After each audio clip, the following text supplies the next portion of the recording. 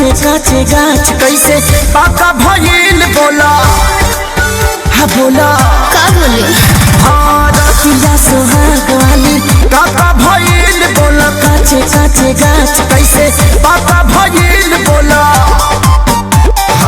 खेल गइलू की खेल भइलू बोला भला कोई समरे जट गया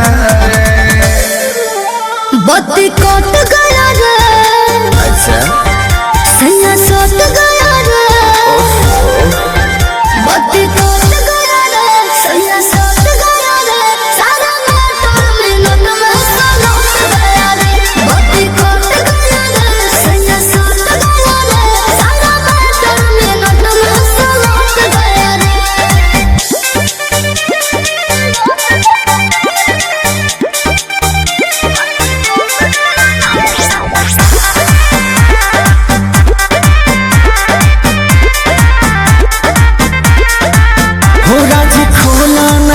धमाल हुआ जी आगे बोला ना काका कमाल हुआ जी हमरा गलिया के सोना संहाल हुआ जी जैसे सेव को समर लाल लाल हुआ जी